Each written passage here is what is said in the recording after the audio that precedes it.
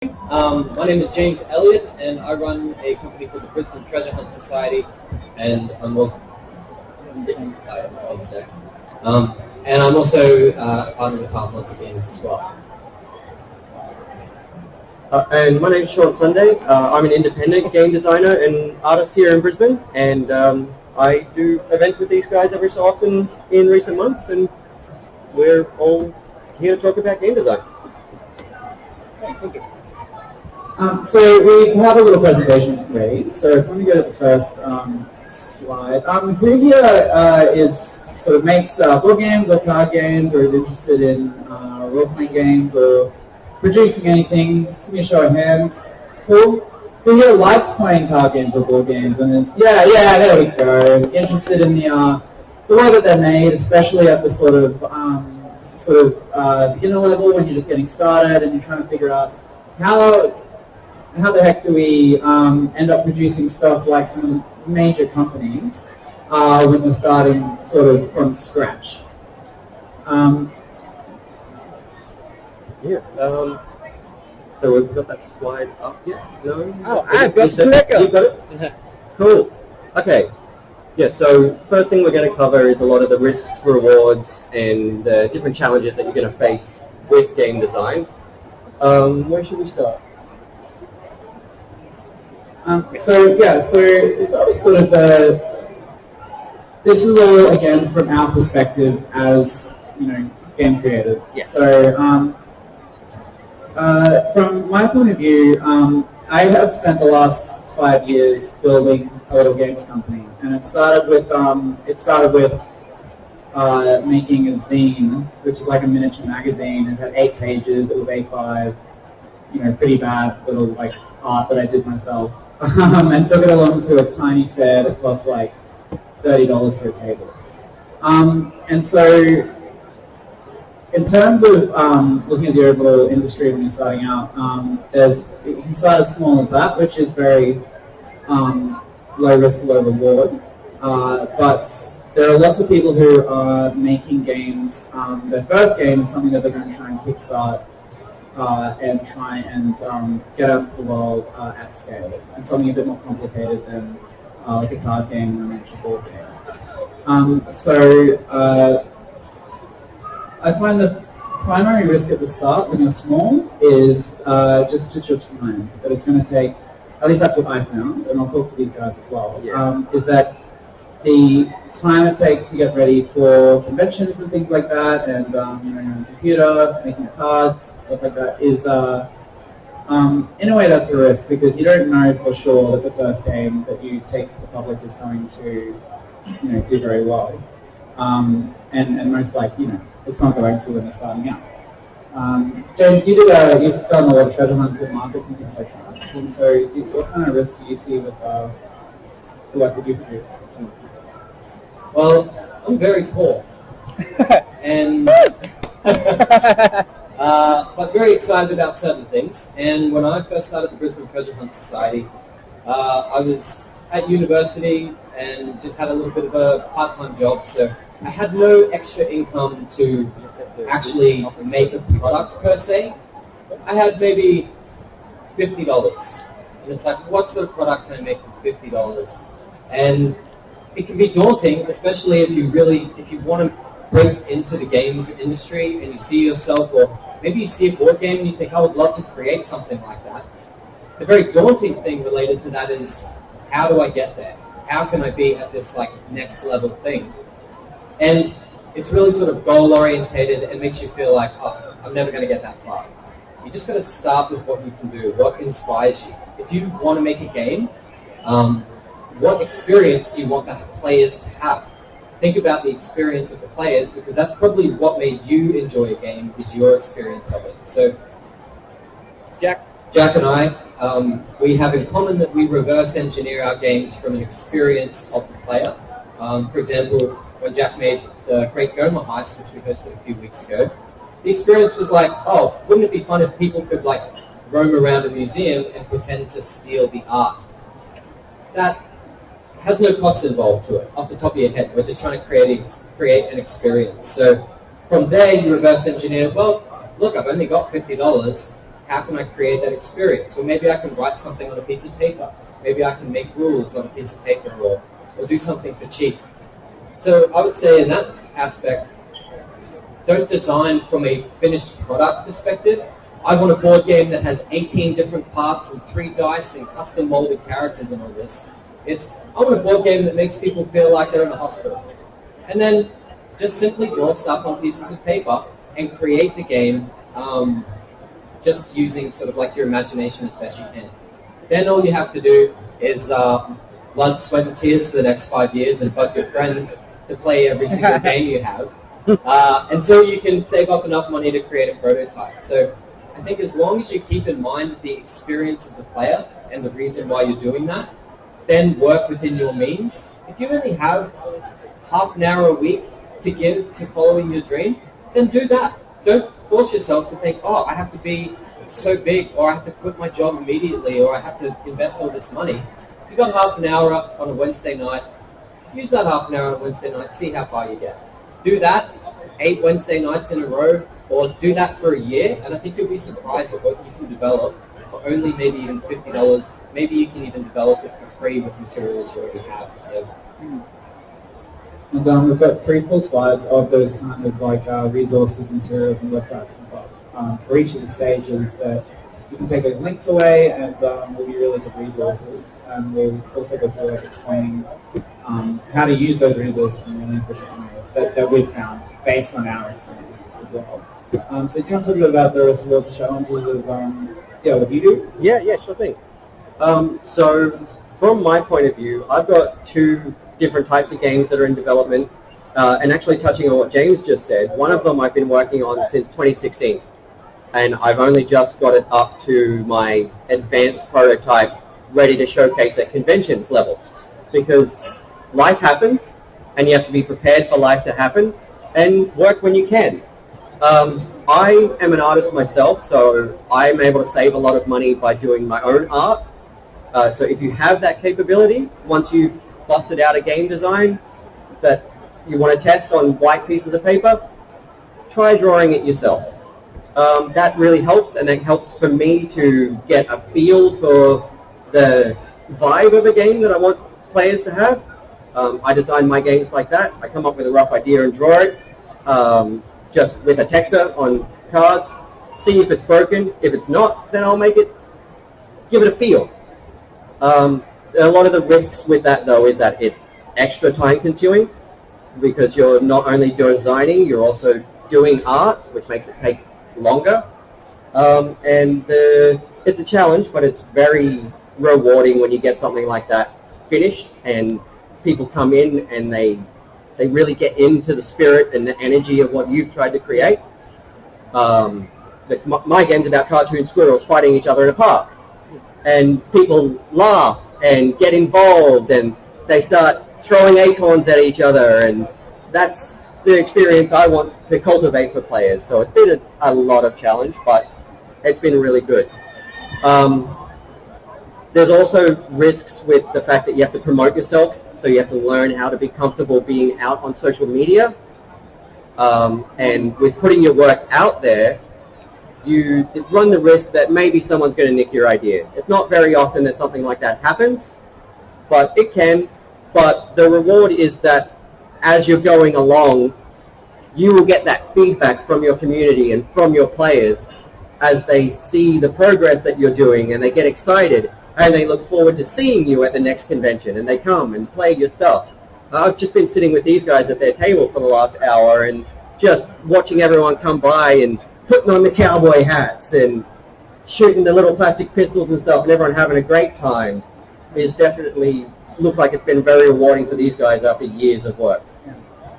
I think, if I could just touch on the notion of whether your work will be stolen or not, I think the likelihood of that actually happening is 1 in a million.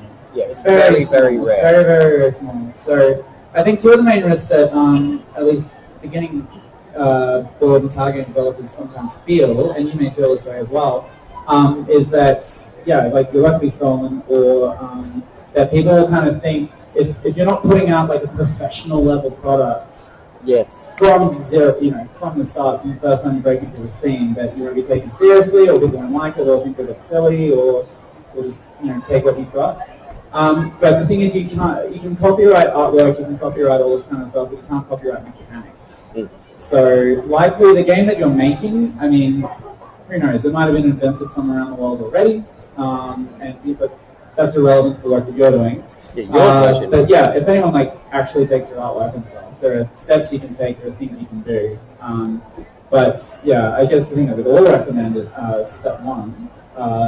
In terms of the risk of your work being stolen, it's much, much better for you in the long run to just get what you're doing out there in whatever form you can do it. And that will sort of build your audience, build your name, and give you a lot of practice with producing things. So why don't we go into some of the sort of tips and recommendations and things. Yep. We've got about 15 minutes of gas bagging. So break out your pens and notebooks because there's going to be a lot of cool links to use. Also, we have a group where people can get the information. Yeah. Also, we have set up a little Facebook group that Sean talked about, just for 30 seconds or so, that will have a lot of information in it. Yeah. So we have set up a new community group for local designers. It's the Brisbane Alliance of Tabletop Game Creators. We've just opened that to the public on Facebook like 5 minutes ago, so everyone can join. And we will be posting all of the resources that we talked about in this panel in the group so that people can access them afterwards. But yeah, you can find that now. So it's the Brisbane Alliance of Tabletop Game Creators. You will see the name and logo in one of the slides in a second as well. Alrighty, let's move on to the development stages. In one of the most exciting slides you have ever seen at a panel that you can mention. No syrups on them. Yeah, that's right. So we'll just be going through the development stages that we generally go through. Everyone's different. And how to minimize the costs when you're going through those stages. So prototyping, playtesting, manufacturing, and publishing. So, James, do you want to talk about sort of how you make your maps and things like that? Yeah. James makes treasure maps and interactive date night experiences. Yes, so I think actually prototyping and designing is one of the most fun places. It's actually the place where you will get to play your game. It's the closest you'll get to playing your game is your initial prototype and the design of it. So, for example, when I go and make a treasure hunt, what I do is I go out and I just do what I think would be cool and fun. For example, and cheap. Oh yeah, the theme of the day. It's always cheap because what I do is I go out into the environment and I think, okay, I want people to explore Brisbane City, let's say. Maybe this is good for people who are just coming to Brisbane and don't know much about it. So where would I start? Well, maybe City Hall might be a good place to start. So I go to City Hall, and instead of being James this time, I get to be like a new person, like from the eyes of a new person looking at City Hall with fresh eyes. What captures my attention? What is cool about it? What's awesome? And I write all these things down, and then I find secret clues everywhere. And it's like, oh, that line over there, that's going to work really well with this old manuscript or document. So far, I've spent $0. So I come up with a few stages. Long and short of it, the treasure hunt is I explore City Hall, find all these clues, take pictures of them, write them down, and then I go home and I just write. I just write on pieces of paper or type up on my computer what I want people to do, what I want them to feel, and sort of maybe the steps that they'll take or the progress that they'll go through. Again, we're still at zero cost. And then I guess the prototyping stage is to spend a lot of time on the design and the look and the feel of the thing. I've noticed you've got some good links up here for, I guess, more tabletop gaming things and elements. But it's always about finding, like, not the most expensive items or about how much should I spend on the treasure hunt, but what would I need to give people as a good experience. So because I have come from a place of having no money, I almost know no other way to make a treasure hunt. Like if someone said, here's $30,000, go and make something, I'd probably spend $100 on that. And that would, yeah, and that would be my recommendation to people. Is like, don't let the cost factor stop you. Go to reverse garbage. Look for what is there. Look, and then you might be inspired. I know in reverse garbage they have these molds of dental teeth from things that are just like really weird. They're like 30 cents or 50 cents per mold. You go there, you see that, let that inspire you. Let that say, hey, how could I use this in a game? You know, it's only a few cents. Or find an old bit of computer parts. How could I use this in a game? Look at what you can afford and buy, and think about how you might interwork that into your design, rather what do I want it to look like at the end. So. In that vein, that's a really good point. You can do a lot of stuff. We'll get into it in a minute. The websites you get. So AliExpress is a great place where you can source these kind of really low-cost materials for prototyping and manufacturing your games. I got something like 10,000 little plastic orange cubes for something like $50, including shipping.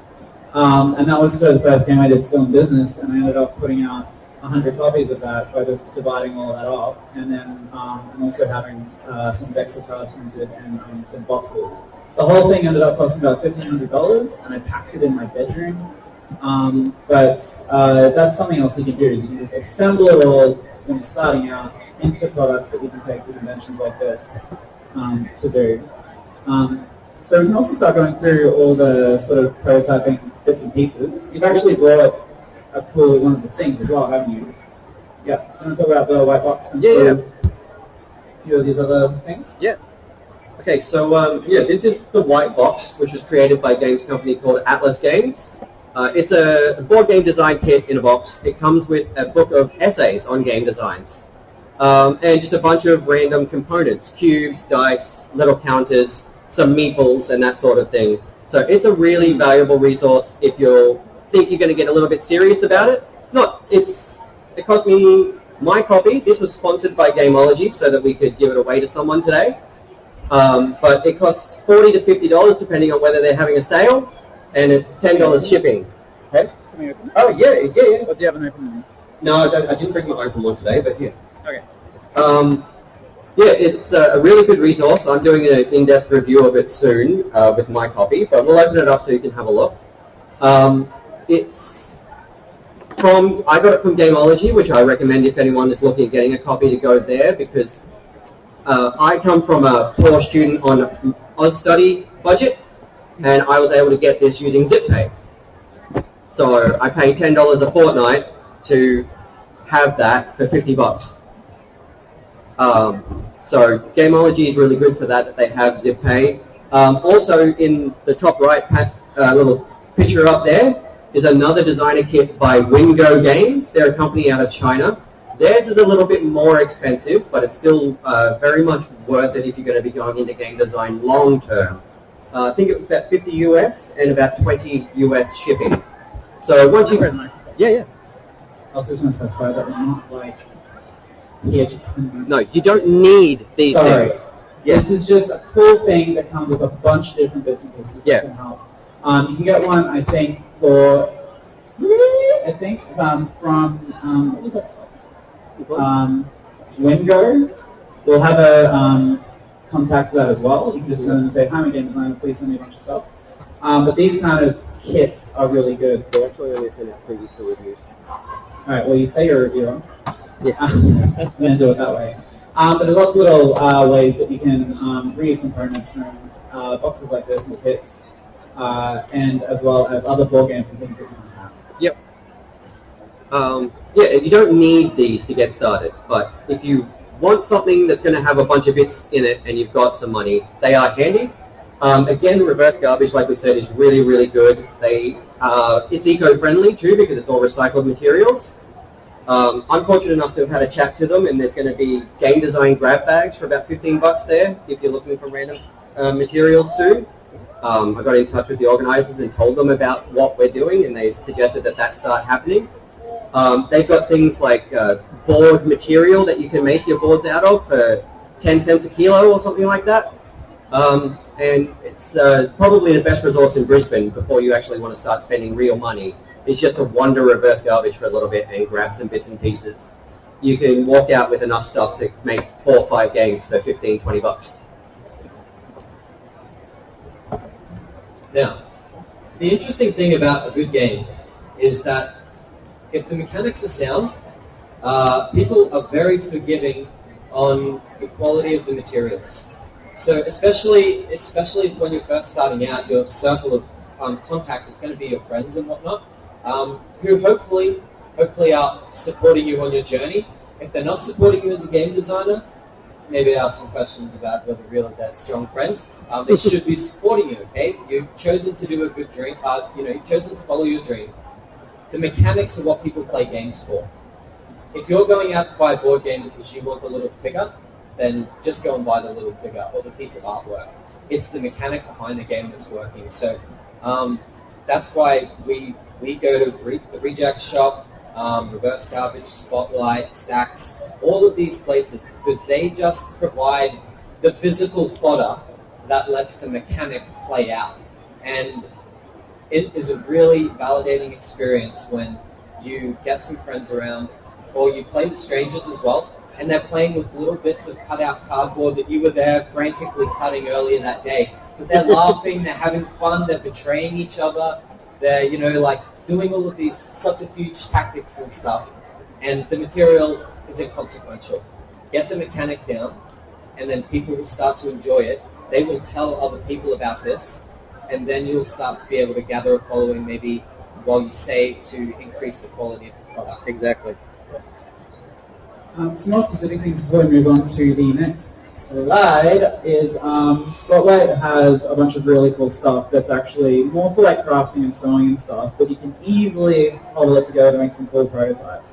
So one thing they have are these little hexagonal cards, and they're like genuinely like playing cards, and it's really hard to find them anywhere else. But they come in like all these different sizes. I think they also have the needles are meant to go into them, but they look like playing cards. Yeah. So you can do that kind of prototype and stuff. And we are talking about doing things that sort of like a bit more of a significant scale than sort of like printing stuff on a printer at home. We do have tips for that though. One thing that we're going to put up on the on Brisbane Light's sort of Facebook page is a template where you have you can make 4 cards that are thick, like professional quality thickness, out of a single A4 sheet. You just print it out, you put your front and backs, you put your fronts on the top and then upside down, the backs below that. You print it out, you fold it, glue it, cut them out, and then you've got cards that are really good to shuffle, and they're going to look amazing as well. So this is one little step up from doing your, one step up from sort of just printing stuff out and then cutting it up, and it's really thin paper.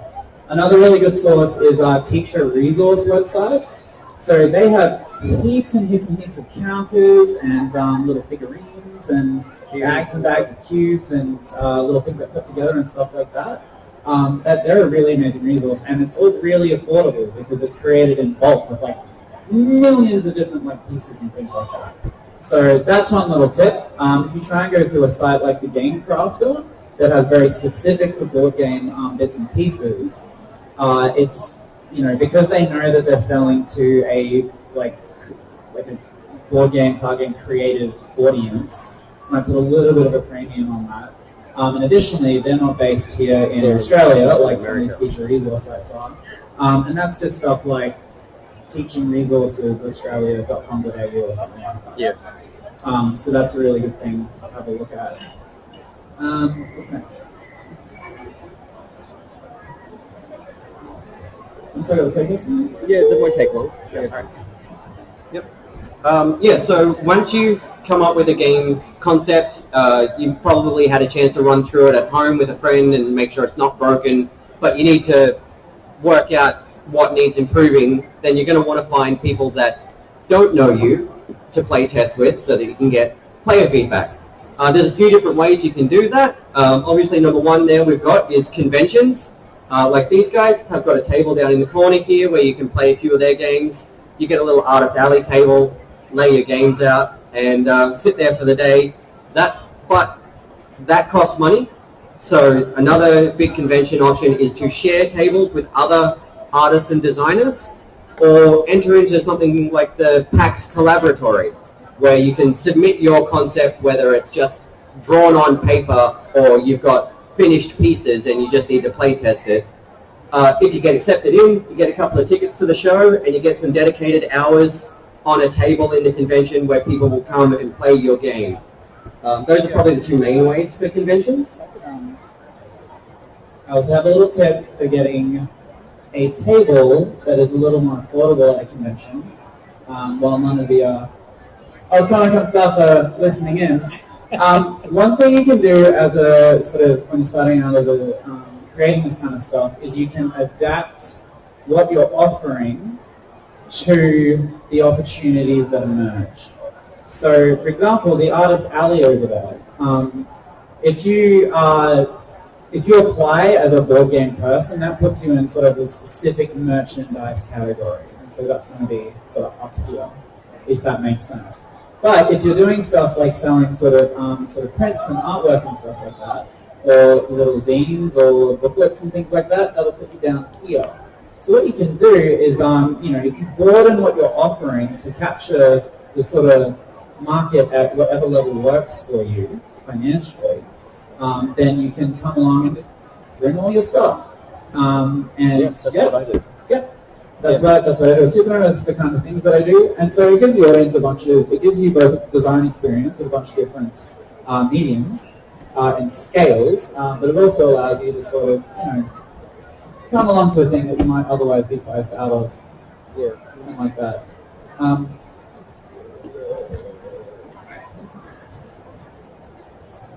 There we go. Additionally, there are free conventions around the place, like Go Play. Yes. Hello. That's on the old number.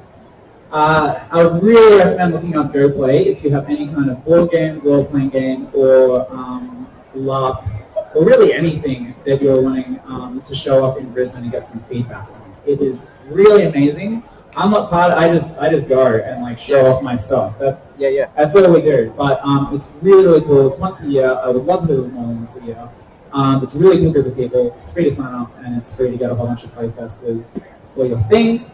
And the final thing that I think James really was talking about this is making connection with local game stores and retailers and bookshops, and if you're at uni, your university, and things like that, to try and create opportunities where you can show off yourself and get some feedback. Yep. Yeah, totally. And actually, this is probably goes into a little bit of the risk element as well. It's really good. Go out, be a part of the community. If you're really passionate about being a games designer and living in this world, then immerse yourself in that community. Go into the Facebook groups. Set yourself a goal of commenting on 10 posts. Be an active member, because it is a really, really strong group. These guys are going to be able to give you some good, really good Facebook groups to join. But be a part of the community. That is the best place to get playtesting done, because that's where they post random nights that they're going to have at bars and clubs and Netherworld? Netherworld, yep. Netherworld Netherworld Indie Game Day. Netherworld.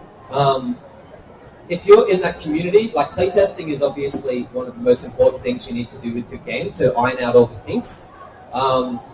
Being in this community and being an active member, that I think is really important. Go in there, post every week, every day, because then you start to get known and people recognize you, and they're going to really help. Everyone wants to help everyone else in this. We're all in it together. How do you convince a store owner to? Yeah, so James, how do you convince a store owner or retailer to let you come and run your game there for free? Yes, this is something that I had to learn the hard way. When I first started doing the date night treasure hunt, one element of the date night treasure hunt was you'd go into a bar, you would say a code word to someone, and they would give you a drink. And I just thought it was the best idea, so I went in there as this really naive, confident person going, I'm going to funnel customers into your establishment. All you need to do is just create a cocktail and do this thing. And they didn't want to have a bar with me. They're like, who is this guy, random dude who just started a business? Get out of here, go on, get. And so no one was interested in talking to me at all. The way that you approach venues and like businesses, places of businesses, is you approach them as if you're a customer. Oh, I would like, well, this is what I do. I would like to buy the drinks from you, or buy a drink voucher from you, and this is the stipulation of the drink voucher. But in a broader sense, what you want to do is you want to go in and offer value. Hey, I would love to come here and like bring what I love here and like bring you guys value. This is the risk element. There is a rejection element that you have to embrace. It's about embracing your fear in that, something I've learned. But go into the place wanting to know the people, wanting to be a part of that community. If it's Netherworld, go in there and be like, I would love to be a part of this. Please, I'm a game designer. How can I be in here doing what I want to do? They're going to be so much more receptive to you if you're an earnest game designer rather than going in thinking, oh, I have to like big note myself and look professional. No. Be earnest, be passionate, and ask them how you can be a part of their club, and they're going to want to be a part of it. Yeah, that's a really good point. It's just asking people, like, if you go on with a very strict idea of what you want to do, like, I want to do a game design on a Saturday, and all three please.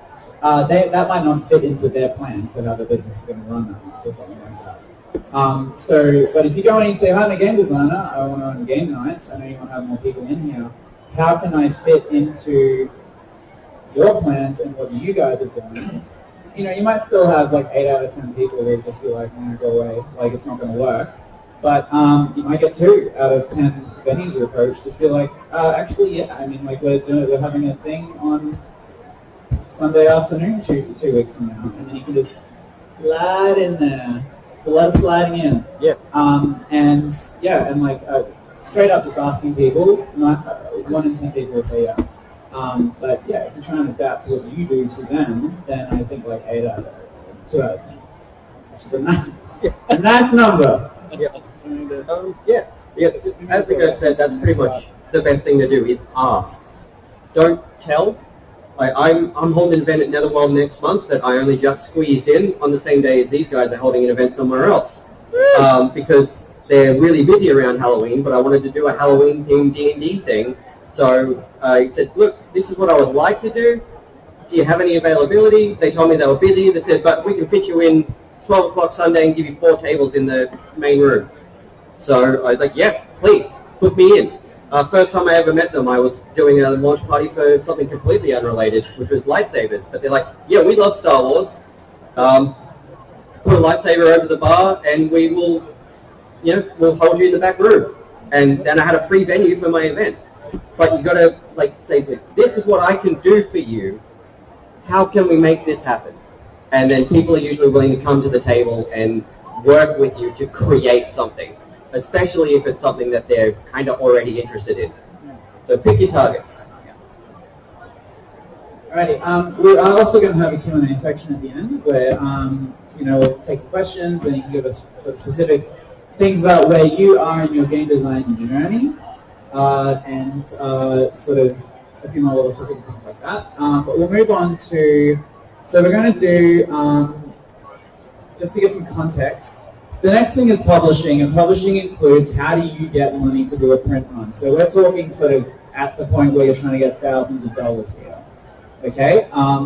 And you can save it up and stuff like that, and like where to release it when you do so. And then we're going to talk a little bit about manufacturing. So if you're doing a run of 100 or 1,000 copies, how the heck do you do that, and how do you do it as affordably as possible? So we're not ultra experts on this. We're amateur business people and sort of middling creative people, I would say. But we've got a few little tips and tricks from where we are in our current journey. So we'll talk a bit about publishing options. So everyone knows about crowdfunding. One thing is also going onto websites where you can upload your things for free, and then people buy them, and you get like a commission from it. So Drive-Thru RPG and the Game Crafter are good in the sense that if you upload what you got, then people can buy it and you get a commission from that, which is awesome, like when you're starting out. That's pretty cool. You can also go to Oh yeah. So you can do the traditional pitch to a publisher. We're not experts in that, but there's plenty of people in the board game community who can help you put together a really good kind of like pitch for a publisher. A lot of it is based on stuff like sell sheets and building a relationship with the publisher that you're approaching and saying like, this is what I've got, is there a way I can fit into what you are doing? Kickstarter and things like that. So conventions and collaboration tables, like what we're sort of doing here and what we're wanting to do through the Brisbane Alliance, is sort of have tables where everyone who wants to have a game can just come along, maybe pay like a portion of the cost, we'll just divide it up evenly or something, or subsidize it somehow, to just self-publish and just get started. And it doesn't even matter if it's like 50 copies of some random zine, they cost like $1 each, or if you're able to use some of the low-cost manufacturing things we're about to talk about to get your game on a slightly bigger scale than that. Yeah. James, you've done a lot of different sort of self-publishing stuff, haven't you? Because you're in like bookstores and you've done things at markets and all this kind of stuff. So you want to talk about like just making that happen and what opportunities exist in Brisbane at the moment? Yeah, totally. So I've come from the place of not a graphic designer and I'm not a games publisher and I know nothing about that world still to this day. So my biggest hurdle was, but I have spent a goddamn lot of time on Microsoft Word and MS Paint. And so my approach was I want to create a treasure map and I want it to look like a professional product. How do I do that? And thankfully we have a genre of art called minimalism. And, you know, I recognize what I like. So I worked my skill set and I created a product that I could make. So my treasure maps are A4 pieces of paper, and all of the designs and elements have come from my basic knowledge of Microsoft Word and MS PowerPoint. I don't have any pictures of these at the moment to show you, but instead of trying to do something that was outside of my skill set, I just tried to use my skill set to create something that I considered was beautiful.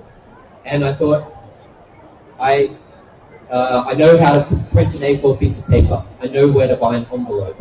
If I can make those things look really good, then I have a professional product. So I've been selling my maps this way since I started 2 years ago. Where I put the quality in is when I print them, I fold them perfectly. I make sure that the envelope never gets any mark on it or anything like that. I've upgraded recently. I get wax seals now. I really like, contrasting different colors, and I just have a crafternoon with my work to try and create something that I consider beautiful. And I figure if I consider it beautiful, and there's 7 billion people on the planet, at least 100 other people are probably also going to consider it as equally as beautiful. And my job is then to find those people and put my maps in their hands. That's been my approach, is I use what I've got. So my publisher is my Canon MX 5700 printer. It was the most expensive thing maybe I've put in my business. It's a color inkjet printer. And that was the only time I went, I bought a laptop recently. It was just like, what? But that was how I did it. I thought that's how I'm going to publish it. And I actually still don't know how I would create my product at scale. But for where I'm at, it's working really well for me. So I crossed that next bridge when I got to it. But I tried not to let this idea of publishing stop me from actually creating something. Did you have anything you want to say on that particular matter, Sean? Do you want to move on to sort of manufacturing? I do have a couple of quick notes. Okay, here we go. Just a couple of quick notes on what James was saying as well is when you're trying to design stuff like that, if you don't have certain skill sets, there are ways around them. Research. Flex those muscles and practice your Google poo. There are a lot of websites out there with free resources for designers. I have a parchment texture that I use for a lot of my design stuff that I got for free. It was given away for free on Twitter by another game design art type person for 100% free commercial use to anyone who ever wants to use it. And you have to research and find. Nice. Yeah, and there are web programs out there if you're doing RPGs, to help you design maps with cities and everything like that for your top-down. And when you're getting ready to publish and you need your graphics and stuff like that to promote yourself, there are websites that can help, that have got pre-made templates and stuff that you can just drop your text into, swap out images with your photographs and stuff like that. There are a lot of ways around those limitations to help get to this publishing stage if you just research. Two really good sites for getting those kind of assets. One is nounproject.com. That costs like $30 a year, but you get unlimited access to over 1 million icons.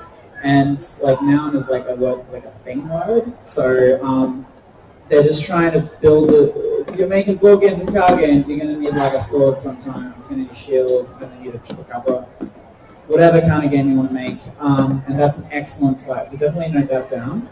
Another really good one that I found like 2 weeks ago, or like 2 months ago, is called Stock Unlimited. So that is a site that has, it's the same deal, but it's for vectors. So vectors, just for anyone that doesn't know, are those kind of like sort of cartoony, like image files of stuff. And it'll sort of, a bit like if you see like a game of minimalist style, it'll be that kind of where you've got a card and then you have like a picture or something in the middle. And what you can do is you can take those, you can add like some filters and things. I use PowerPoint, I use change the color most of the time. But you can also add some cool backgrounds that you can download for free. So if you look up free paper color backgrounds on Google, you can find some pretty good ones, and like paper texture things. Especially those, you can also sign up for sites that do bundles of art assets, which are pretty good as well. I personally don't really get the bundle of art asset deals because you tend to get like 90% of the stuff you're actually not going to use. So I prefer like a Noun project or a Stock Unlimited subscription service. But if you sort of aren't artistically gifted like Sean is, and you don't have this amazing minimalist style like James does, and you're just envious of anyone with any actual visual creativity and skill, like me, you can sort of use that kind of subscription service to get really cool looking stuff. This brings us also into, I guess, the meat and potatoes of how do you... Oh dear. Thank you. Alright. How are you going to print your first 100 or 1,000 copies of a game that you want to take to market and start selling to people, or that you want to produce out of a Kickstarter? As we said, we do things at a lot of different scales. James and I are both at different points in our careers printed stuff at Officeworks that then we take to appropriate venues and audiences. So for me, it's zines. For James, it's people who like treasure maps. And we sort of adapt to those audiences, and we use things like Officeworks. Or I was a student for a while at QET, so I used the subsidized printing there. One really good thing you can do to get awesome quality stuff is to print on 250 or 300 GSM card. It's an option that you can get at pretty much any print store, and that will give you a card that is as thick as a game playing card. It's not going to have the coating that makes it look really nice that you get from professional sort of outlets, board game manufacturers at really large scales. But it is a cool way to get something that is like a bit more legitimate. Next up is Minuteman Press, which I'm not too familiar with. So they are another print. Yeah, Minuteman Press is another print store, but they're just a bit of a step up from Officeworks. They can print UV coated card. They can do vinyl stickers and labels and stuff like that. I don't think they do punch out, but you can acquire. Like they do kiss cut, they've got vinyl plotters and stuff like that, so they can do pre-cut stuff. Yeah. So if you're not quite ready for a full-on board game manufacturer making 5,000 copies, but you want something a little bit nicer, Minuteman Press has multiple locations around Australia. They've got like 5 stores in Brisbane. The nearest one is just down in Wollongabba. I've used them a few times for stuff like mine, producing D&D maps for Artist Alley, and producing vinyl stickers when I did Artist Alley here last year as well. The staff are usually really friendly and they're eager to help, so they're really good. Yeah, you're next. Next up is some box printing tricks. So if you're going to do a sort of like more of a bespoke handmade, and these are some good keywords, guys, bespoke handmade, okay? Because it's true. Like if you, if you're not at the scale, you can spend a couple $1,000s, which is not an insignificant sum, getting a print run done overseas, then you are like a craftsperson creating this stuff item by item, okay? And that has value, and that's actually really, it's something that we can all sort of think about and talk about it a bit more about a value add way. So with box printing, what you can do is you can go onto sites like the Game Crafter or Make Playing Cards or Board Games Maker and download these templates that they usually get you to put artwork on, and then they print them out on their machines. You can grab that, put it into a program like PowerPoint or Illustrator or something like that, or Word if you're really a Word wizard, not like me, and sort of put shapes and things over the top of it, fill it with your own artwork and stuff, and then print that, cut it out, and with some glue, like a little bit of super glue and stuff, you can have something that's the same dimensions of a professionally printed product, okay? That might all sound a bit janky, but we're going to be realistic. We're talking about how you do this for the lowest cost possible, and that's one tip. And to get that really nice, like, board game boxes are printed at like 1200 GSM, so that even if you've got 300, that's 4 times as thick as that. Just glue them on the back. Let's get it in there. Yes? Just on that note, one easy way to do that as well is hit up reverse garbage again for some of that grey board that they've got. Cut it with a 45-degree angle cutter and glue that on the inside of your printed piece, because then you can fold that thick cardboard and it will have that thick stability of one of these, but you only have to print out one copy of the outside art. That's true. All right. We have a little secret, guys. This is just great book with a thing printed over the top that's really glossy paper that's designed like a giant sticker. You can get adhesive stickers that are really big. Yeah. You cut out your grey board and then you put it all together. Now it's not going to be as good as a machine doing it, but it's going to be pretty decent quality, especially if you're providing something that people know. Like it's with my hand crafted, it's a bit more personal touch, and that kind of thing. Actually, sorry, just talking about this as well, for whoever the lucky person is that gets to take this, Long Pack Games makes this product for Atlas. So this is also basically a sample box of what you would get from that brand of board game manufacturer. Just like the Wingo kit that we'll be posting about in the Facebook group is a sample box of what Wingo can make. Long Pack apparently have pretty good prices when you're ready to publish for doing a run of 1,000, and the white box is a good example of what their components are like. And now, in terms of getting some professionally manufactured stuff going, if you're wanting to do 100 copies of a card game, for example, Board Games Maker is really good because you just upload your card art and then have it printed out. Individually, the copies are something like $50, so that's okay for prototyping. But if you want to get a run of 1,000 of a 54 card deck with full color box, like 2-piece box, that's something like $1,500. Okay, and if we're talking about sort of moving up to like manufacturing as opposed to hand bespoke creating these things individually, me personally, for making a card game, especially if you're doing adaptive design, where you like go, okay, what do I have available? What can I make out of what I got? If you have an idea for a card game, you can get that. That's $1,500. That's $50 per unit. Not an awesome margin, but it's a good place that you can start. And the next level up, I suppose, and this is sort of where I'm not producing at like a 5,000, 10,000 copy rate at the moment, but we are doing cards. We're doing sort of runs of 1,000 at this point. And the best deal that I was able to find was through Alibaba.com. which sounds a bit like, it's a bit like the Wild West of manufacturing overseas, but it's not as intimidating as it seems. What you can do is you can go on there and put up a job. So you say, I would like to get 1,000 copies of my card game made, please, and you just list the components. So 2-piece box, 1,500, 1,200 GSM card, 54 cards, Concertina rulebook. So that's what I did for my last game, Terrible Candidates. And then people will send you quotes for that in terms of what they can do. We are going to move on to our little Q&A part to do like 8 minutes or so. So this is the last thing I'll say about this, is that is a really good way to sort of get really competitive manufactured prices for your things. So the last time, including shipping for a 54 card deck, I got about $4,000 for that run, which is a lot of money. It's not the it's not the lowest cost manufacturing. There's probably people out in the audience that are like, what?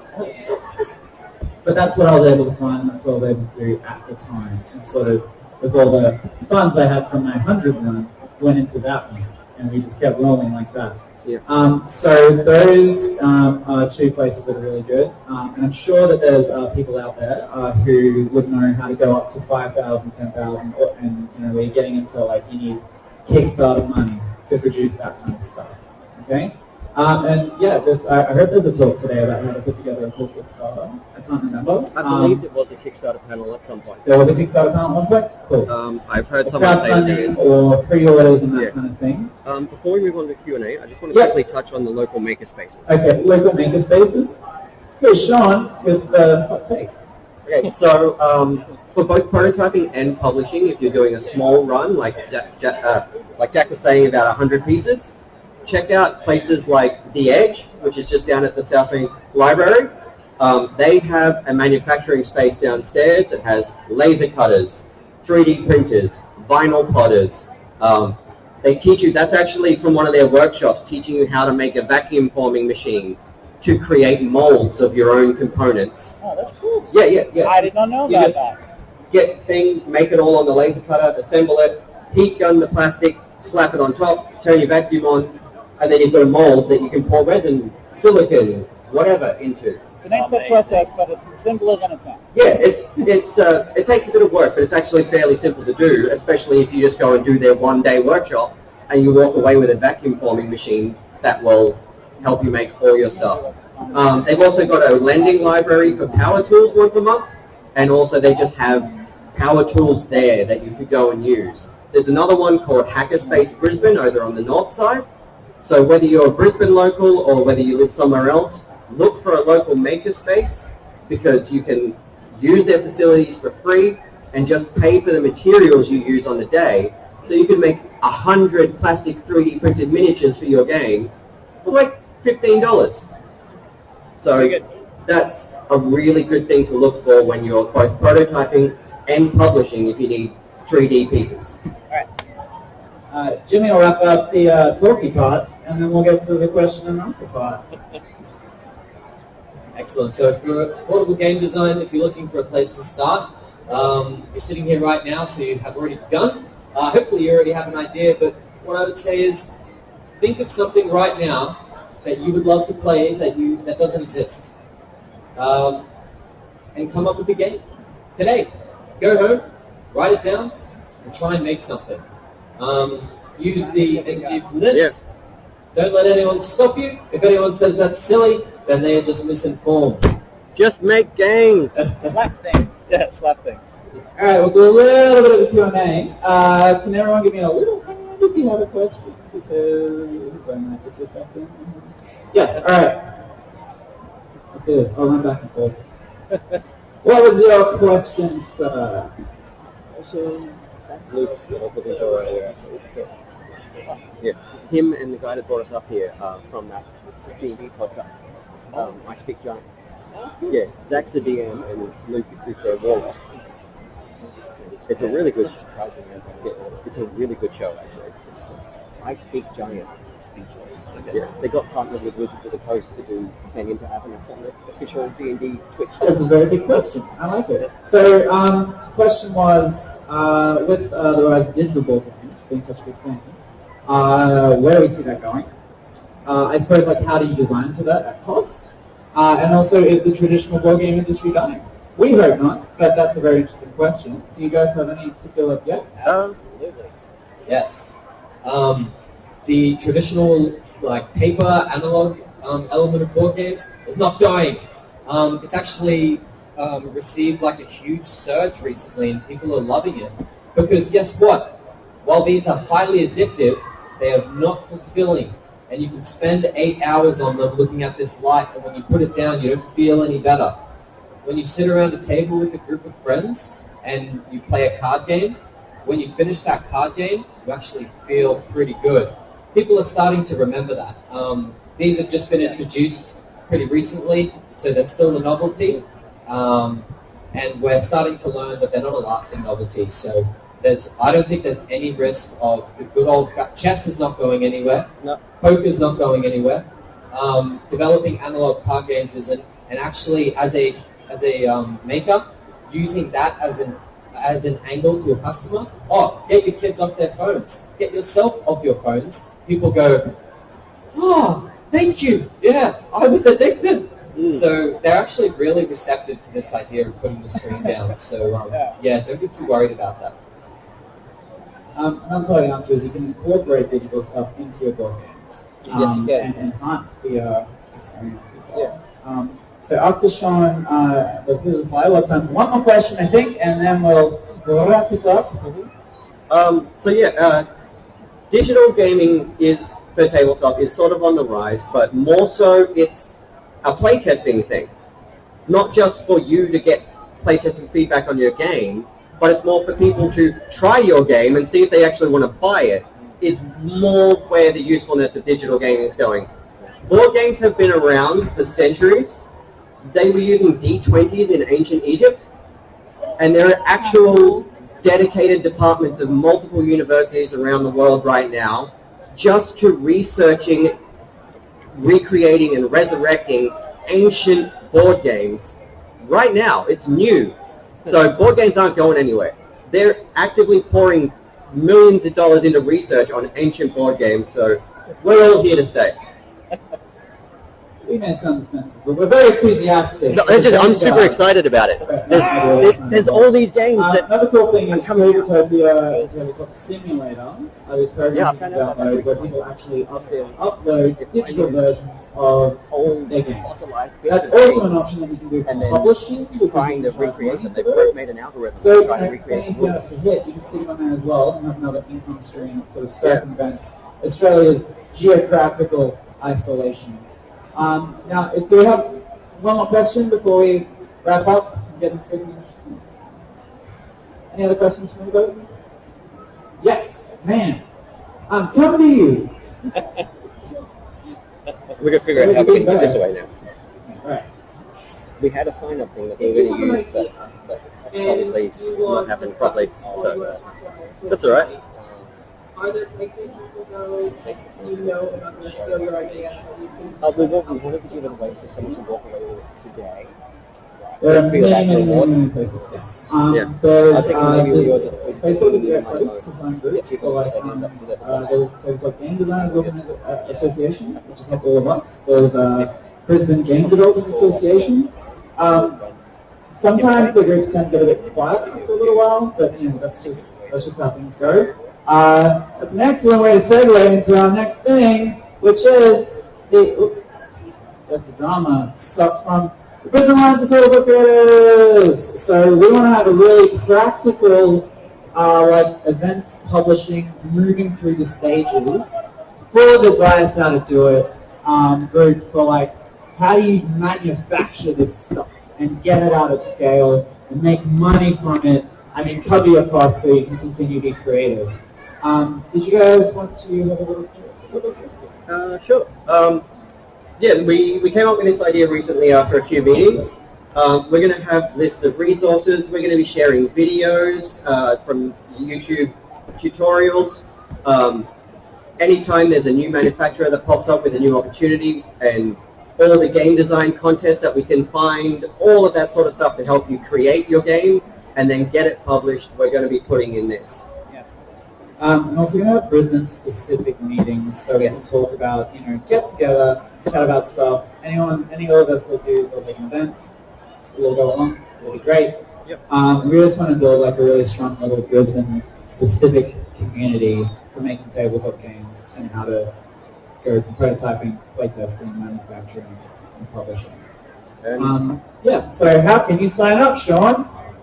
Well, the group is public right now, so if you look up that name, you will find it on Facebook and hit the join button, and we will get you into the group. And also, we have to give away this lovely little white box here.